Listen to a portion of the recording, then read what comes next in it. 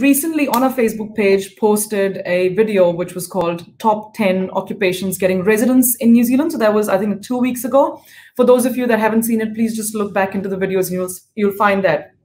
Now, that was from credible sources. It was from the government website, the stats that we got. What it showed was that EC teachers are the third occupation getting residence in New Zealand. There's been a 99% approval rate in the sector. There's about 300 plus applications that have been approved in the last year. So clearly, you know, that is an occupation that is highly in demand in New Zealand. Sanal, do you have anything to add there? Because one of the things that I know from an immigration professional's perspective that EC is quite a sought after sector. But there's this word out there. There's a lot of people that have said this previously as well, that there's a lot of students that are opting for EC and the sector might become a bit saturated with migrants. What's your comment on that? What you gave the statistics is absolutely right in terms of the jobs, and that's what we're seeing with the graduates. We are in touch with all of our graduates who have completed our qualifications, and all what the feedback they're getting is they have been successful to become a registered qualified teachers and have settled in quite well in New Zealand. So also, again, in my 11 years of career with NZTC, I've never come across any student or graduate who's not found a job in an EC sector. And still, the graduates are coming out, especially in this COVID-19 year. I have not come across anyone again saying that they have not been able to find a job. In fact, there is still a need of EC teachers in New Zealand. We had centers who had contacting us saying that if you have registered qualified teachers, they contact us from time to time. Please let us know. As you know, one of the requirements of our courses is that they need to practice while they study. And our students, even if they're not teacher in training or they're relievers, they're still able to find a center where they can go and practice. And one of the reasons is because they are looking for a qualified EC teacher graduates, and that's why they're hiring students to come and practice with them while they study with us.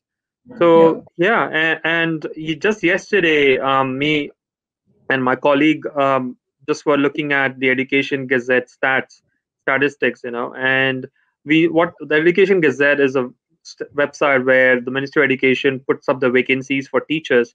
And as of yesterday, there were around approximate 380 vacancies in EC sector, just in ECE. So really? That says a lot. Is that across New Zealand?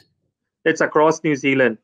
And that's the beauty about EC is it's not city-centric. Unlike some other sector jobs, teachers are required in everywhere. Large cities, metros like Auckland, but also smaller cities and towns, because childcare centers are everywhere across New Zealand.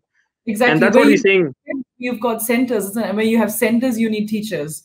And New Zealand clearly doesn't produce enough local teachers, which is why the reliance on students kind of entering the field.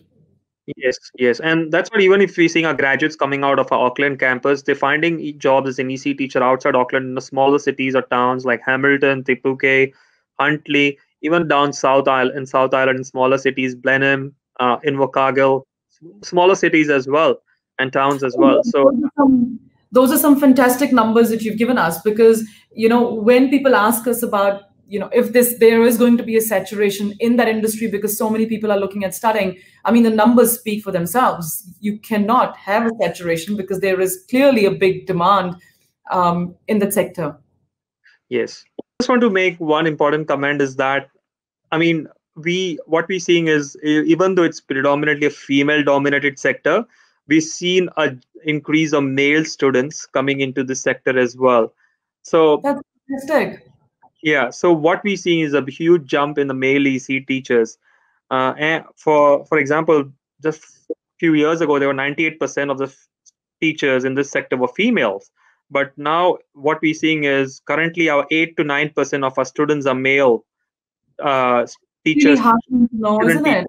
Please, because I have a question, but I was like, it was like nurses, isn't it? Back in the day, you would see all female nurses, and then suddenly you saw a big increase in sort of male nurses coming through. I think that's a fantastic point that you've just made. So those of you the centers are very open as well. The childcare centers are very open to have. For kids as well in those centers, it was fantastic to have, male and female teachers, because you've got teachers at at primary and secondary level that are both genders. So I think that's a perfect closing remark to make. And so for those of you that are guys that actually love kids, and you just not sure because you hesitant because you don't have friends doing EC, don't have that hesitation. It is a sector that requires the right candidate for the right job.